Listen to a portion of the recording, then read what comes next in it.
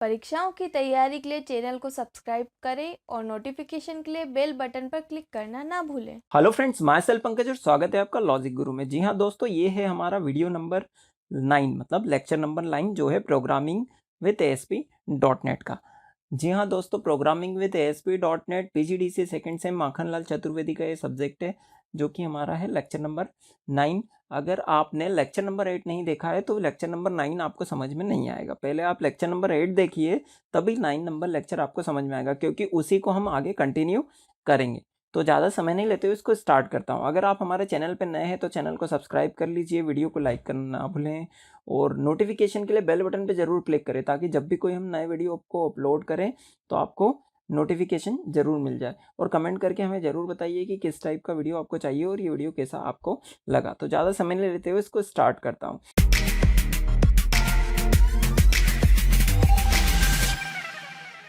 तो देखिए, सबसे पहले हम जाएंगे स्टार्ट मेन्यू में, ऑल प्रोग्राम में, माइक्रोसॉफ्ट विजुअल स्टूडियो 2008 में, और माइक्रोसॉफ्ट विजुअल स्टूडियो 2008 यहाँ पर हम ओपन कर लेंगे।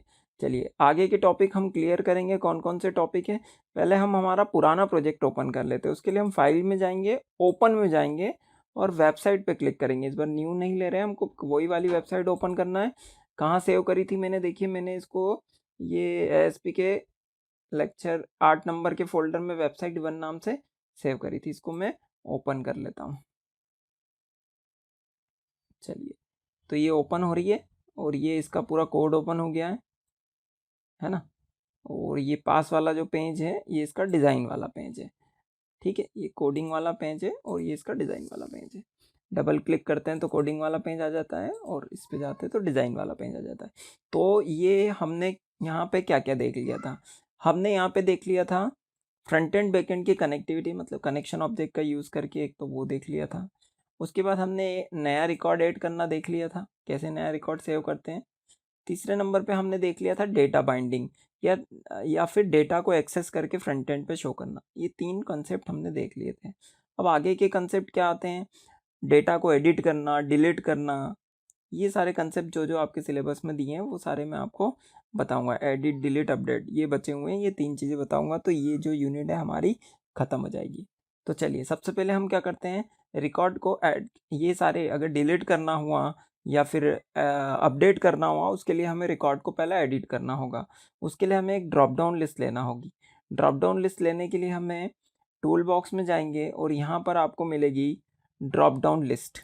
तो यहाँ पर हमने ले ली ड्रॉप डाउन लिस्ट, लगा ली, कहीं पर भी आप लगा लीजिए जहाँ पर आपको उचित लगे। और इस ड्रॉप डाउन लिस्ट में मैं चाहता हूँ कि जितने भी स्टूडेंट है वो सब यहाँ पे लोड हो जाए, स्टूडेंट के नाम दिखे और बैकएंड में उसकी आईडी वर्क करे, क्योंकि आईडी यूनिक होती है। ठीक है, तो ऐसा कब हो, जैसे कि हमने डेटा पेज लोड होता है उस समय पे ग्रिड व्यू में डेटा को लोड करा है, ऐसे ही स्टूडेंट ड्रॉप डाउन लिस्ट में भी तभी लोड हो जब पेज लोड हो। तो इसको लेने के लिए बाद एक काम करिएगा, आप इसकी प्रॉपर्टी में जाइएगा और एक प्रॉपर्टी होती है इसकी ऑटो पोस्ट बैक। यहाँ पे आप देखिएगा, इसको आप कर दीजिएगा ट्रू। ये इसलिए ट्रू करते हैं क्योंकि ऑटोमेटिक पोस्ट बैक हमें इसे करवाना पड़ता है। चलिए इसके लिए हम क्या करेंगे, यहाँ पे खाली जगह में डबल क्लिक करेंगे और लोड होने के लिए पूरा कोड हम यहाँ पे लिखेंगे, जैसे कि ड्रॉप डाउन ग्रिड व्यू में लोड होने का कोड लिखा था, अब यहाँ पे लोड होने का कोड हम लिखेंगे। इसके लिए पहले एक कंडीशन लगाना होती है, वो कंडीशन आप लगा दीजिए कि किसी भी ये पोस्ट बटन द्वारा पोस्ट नहीं किया गया तभी ये कोड चले। ठीक है, तो ये हम लगा देते हैं यहाँ पर condition, if not is post back, कोई पोस्ट द्वारा पोस्ट नहीं किया गया हो तभी काम, और नहीं तो फिर फालतू काम होता है। अब यहाँ पे पूरा कोड लिखना पड़ेगा आपको। cmd is equal to new oledb commands, यहाँ पे पूरी कमांड आपको एग्जीक्यूट करवाना होगी कौन पास करवा कर। कमांड देखिए ऊपर जो लिखी वही है, बस वहाँ डेटा अडाप्टर का यूज़ करा था हमने। सिलेक्ट स्टार फ्रॉम स्टूडेंट, ठीक है, ये हो गया। इसके बाद क्योंकि यहाँ डेटा रीडर का यूज़ करेंगे, डेटा रीडर वाला क्वेश्चन भी आपका क्लियर हो जाएगा। तो dr is equal to cmd dot execute reader. ठीक है, ये हमने कर दिया।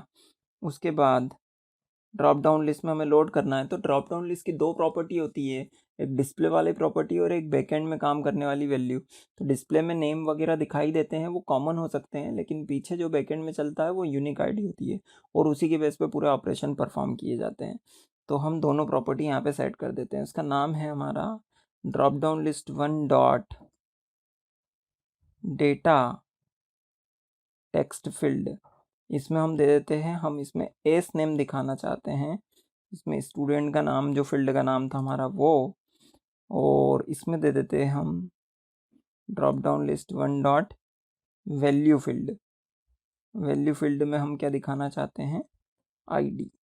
ठीक है, ऐसा इसलिए करा है क्योंकि टेक्स्ट या नेम कॉमन हो सकते हैं स्टूडेंट के, लेकिन आईडी हमेशा उसकी यूनिक होगी। अब डेटा सोर्स दे देते हैं drop down list 1 dot data source dot data source इसका dr रहेगा। dr क्यों रहेगा, क्योंकि डेटा रीडर का यूज़ कर रहे हैं हम। और data list 1 dot data bind. ठीक है, यहाँ पर हमने दे दिया डेटा बाइंड और ये कर दिया हमने डेटा बाइंड कंसेप्ट। ये पूरा हो गया। अब इसको क्या करते हैं कि हम ये डिज़ाइन में आ जाते हैं, इसको पूरा सेव ऑल कर लेते हैं और इसको हम वापस से डीबग में जाके रन करके देखते हैं कि वहाँ पे डेटा आया या है या फिर नहीं आया। तो देखिए यहाँ पे ये डेटा जो यहाँ लोड है वही डेटा यहाँ पर भी आ गया है और हम उसे सिलेक्ट भी कर पा रहे हैं। ये देखिए अभी क्या हो रहा है, जब भी मैं सिलेक्ट कर रहा हूँ तो पेज रिफ्रेश हो रहा है। अगर मैं वो इससे पोस्ट वाली प्रॉपर्टी नहीं लिखता है, कंडीशन नहीं लगाता, तो हर बार पेज रिफ्रेश होता और पहले ही रिकॉर्ड सिलेक्ट हो जाता, और पहला रिकॉर्ड सिलेक्ट होता तो हर समय पहले वाले रिकॉर्ड पे ही ऑपरेशन परफॉर्म कर पाते, इसलिए हमने उसको लिखा है। चलिए अब इतना ही करने के बाद इसको मैं क्लोज कर देता हूँ, डीबग में जाके स्टॉप भी कर देता हूँ। इतना करने के बाद हमारे अगले ऑपरेशन स्टार्ट हो जाते हैं। जैसे रिकॉर्ड को अब डिलीट करने का ऑप्शन हम देख लेते हैं। तो डिलीट करने के लिए हम यहाँ पे डिलीट बटन लगाते, एक बटन और लगा लेते हैं। ये लगा दिया मैंने बटन।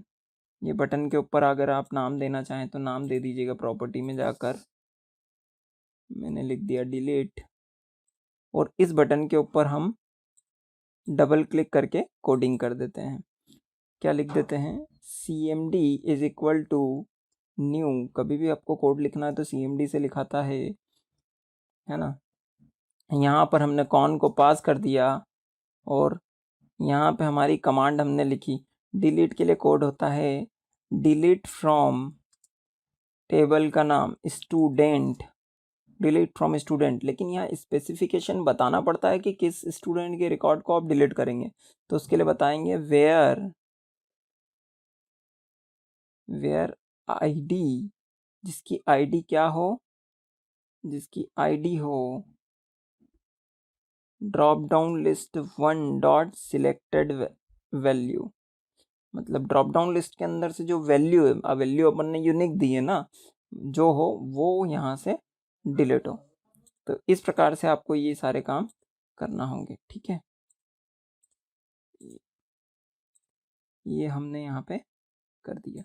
इसमें आप एक बार प्लस लगा के देख लीजिए, थोड़ा सा प्रॉब्लम दे रहा है तो ये यहाँ पर भी लगा देते हैं हम इसको प्लस को। चलिए इसको एग्जीक्यूट कराने के लिए हम क्या लिखेंगे, cmd dot execute non query, execute non query. ठीक है, ये एग्जीक्यूट हो जाएगा। अब ये हमारी डिलीट की क्वेरी लिख देगी। डिलीट करना है स्टूडेंट वाली टेबल से, लेकिन किसको डिलीट करना है, जहाँ पर आईडी कौन सी मिले, जो कि हमने ड्रॉप डाउन लिस्ट से जो कि वैल्यू मतलब जो सिलेक्ट करके रखी हुई है। यहाँ पर डिज़ाइन में जाते हुए इसको सेव कर लेता हूँ मैं, और वापस से डिबग में जाके इसको स्टार्ट डिबगिंग मतलब रन कर देता हूँ। अब देखते हैं कि रिकॉर्ड डिलीट होता है या फिर नहीं होता है। हमारे पास में टोटल नंबर ऑफ रिकॉर्ड कितने हैं, 3। देखिए शाम है, इसमें से जितेन नाम का जो रिकॉर्ड है इसको सिलेक्ट कर लेता हूँ, डिलीट पे क्लिक करता हूँ। ठीक है, अब इस पेज को रिफ्रेश करके देखता हूँ, यहाँ क्लिक करता हूँ और इंटर करता हूँ। तो देखिए हमारे पास में 2 ही रिकॉर्ड बचे, इसमें भी 2 ही रिकॉर्ड बचे। एक रिकॉर्ड हमारा जो है वो डिलीट हो चुका है। यहाँ पर आ जाते हैं वापस और इसको स्टॉप कर लेते हैं। तो इस प्रकार से ये डिलीट की क्वेरी होती है, इसे डिलीट कर सकते हैं। अब हम देखते हैं रिकॉर्ड को अपडेट कैसे करते हैं। लेकिन अपडेट करने के लिए पहले रिकॉर्ड को यहाँ पर एडिट करना पड़ेगा। मतलब अपडेट का काम करना हो तो आपको एडिट पहले करना पड़ेगा, तभी आप अपडेट कर सकते हैं। उसके बाद ये एडिट और अपडेट दो चीज़ बताने के बाद ये वाली यूनिट हमारी एंड हो जाएगी। ठीक है, तो एडिट करने के लिए जो कोड है आपको इस ड्रॉप डाउन लिस्ट के ऊपर ही लिखना होगा। ठीक है, तभी आप कर पाएंगे डेटा एग्जीक्यूट रीडर का यूज़ करके। तो चलिए मैं इस पर डबल क्लिक कर देता हूँ और कमांड एग्जीक्यूट करवाता हूँ। cmd is equal to new OLEDB commands. देखिए कमांड्स जो है हम यहाँ पर लिखते हैं सिलेक्ट करके लाना है ना data, specify data, select star from student. कौन सा रिकॉर्ड एडिट करना है, सब तो एडिट नहीं होगा, तो यहाँ पर भी वेयर लगेगा कि वेयर जो हमने वो ड्रॉप डाउन लिस्ट में सिलेक्ट करके रखा हुआ है वो रिकॉर्ड एडिट हो जाए। वेयर आईडी जिसकी क्या हो, जिसकी आईडी हो, है ना, यहाँ पे लिख देते हैं हम drop down list 1 dot selected value, जैसा हमने वहाँ पे लिखा था। ठीक है, ये वही वाला रिकॉर्ड यहाँ पर आ जाए, ये हमने वहाँ पर लिख दिया। लेकिन इससे काम नहीं चलेगा, इसको रीड करवाना पड़ेगा रीडर द्वारा। dir is equal to cmd dot execute reader. और एडिट कराने के बाद हम यहाँ पे देखेंगे एक कंडीशन लगाना पड़ती है, इफ़ dr डॉट रीड, मतलब dr जो हमने ऊपर चलाया है उसके द्वारा कुछ रिकॉर्ड फाइंड किया गया है, अगर किया गया हो रिकॉर्ड फाइंड तो उसको टेक्स्ट बॉक्स के अंदर फिल कर दिया जाए। तो टेक्स्ट बॉक्स 1 के अंदर का जो टेक्स्ट है उसके अंदर लाना है ना हमें डेटा, उसके अंदर जो का टेक्स्ट आना चाहिए वो dr का कौन सा आ जाना चाहिए, हमने हमारी फील्ड का नाम लिख देते हैं एस नेम। ठीक है, और दूसरा इसके अंदर डॉट टू स्ट्रिंग लगा लीजिएगा, क्योंकि जब भी हम टेक्स्ट बॉक्स में लिखते हैं तो पीछे ऐसा लगाना पड़ता है। और दूसरा है हमारा text box two dot text is equal to dr। यहाँ पर हमारा ले लेते हैं हम, क्या था हमारी field, F name dot to string. अब हम देखते हैं कि ये रिकॉर्ड एडिट होता है। क्या लिखा है क्वेरी हमने एडिट करने के लिए, select star from student where ID, ये वाली मैच होती है, मतलब वही ड्रॉप डाउन में से सिलेक्ट हो, अगर वो सिलेक्ट हो जाए और उसको मिल जाए वहाँ रिकॉर्ड तो वो टेक्स्ट बॉक्स के अंदर आ जाए उठकर। ठीक है, इसको आप सेव ऑल करिए और यहाँ पर जाके स्टार्ट डिबगिंग करिए, रन करिए। फिर से करते हैं स्टार्ट डिबगिंग। मैंने कुछ गलती कर दी है, डॉट सिलेक्टेड वैल्यू। चलिए देखते हैं, debugging, start debugging the member,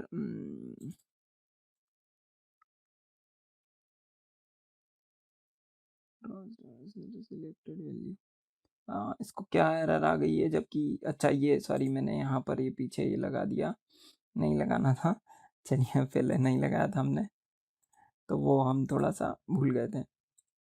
चलिए अब स्टार्ट और स्टार्ट डिबगिंग कर देते हैं, पीछे वो ब्रैकेट नहीं लगाना था वो लगा दिए थे मैंने।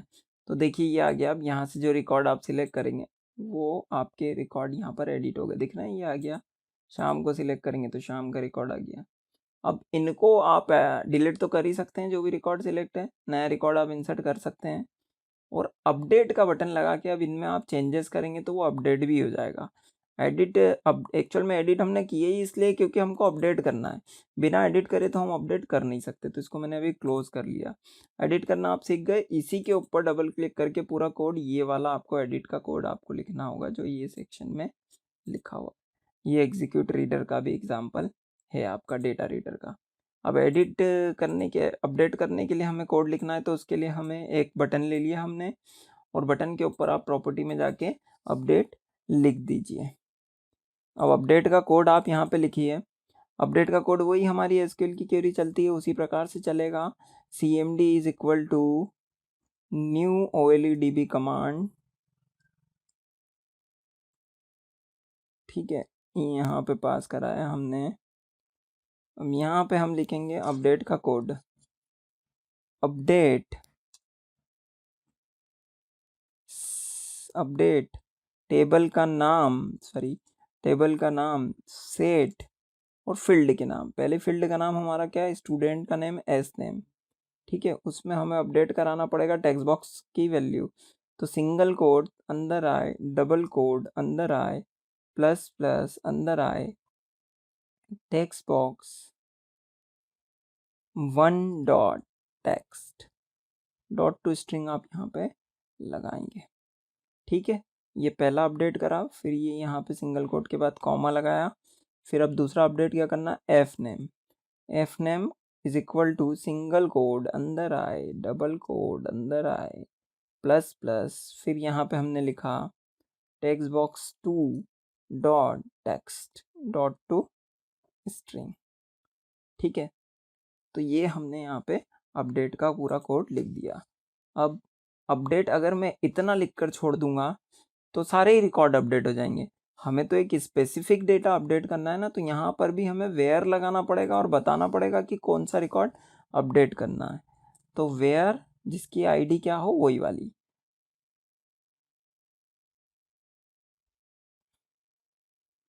डॉट प्लस प्लस लगाएंगे यहाँ पे। यहाँ सिंगल डबल कोड नहीं आते हैं, सिर्फ डबल कोड आते हैं क्योंकि न्यूमेरिकल फील्ड है। यहाँ पे हमारी वही drop down list 1 dot selected value, ठीक है।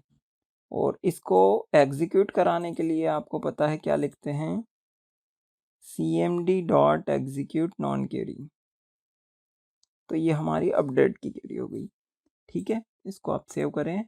सेव करने के बाद हम डीबग में जाके इसको स्टार्ट करते हैं, मतलब रन करते हैं। तो देखिए यहाँ से पहले तो एडिट कर लीजिए आप। अब ये रिकॉर्ड कुछ तो भी लिखा हुआ है, इसको अपडेट करना चाहते हैं। मान लीजिए इसका नाम रवि कर दिया और पिताजी का नाम कुमार कर दिया, ठीक है। इसको कर दिया अपडेट पर क्लिक। अब जब आप यहाँ पे क्लिक करके इंटर करेंगे तो देखिए श्याम और रवि दोनों रिकॉर्ड क्या अपडेट हो गए हैं। तो इस प्रकार से ये जो पूरी एप्लीकेशन है आपकी, इंसर्ट, अपडेट, डिलीट, एक नया रिकॉर्ड जोड़ना, डिलीट करना, अपडेट करना, अपडेट करने के लिए एडिट करना पड़ेगा आपको, ये हमने सीखा। और डेटाबेस को डेटाबेस से फेच करके लाना, ये हमने सीखा। मतलब ओवरऑल मिलाकर हमने ये 5 एलिमेंट सीख लिए। डेटाबेस को कनेक्शन बनाना, अगर आपसे इतना ही पूछा जाए तो उतना ही कोड लिख कर आइएगा। डेटा कमांड्स हमने पढ़ी, कमांड तो हर जगह यूज़ होती है।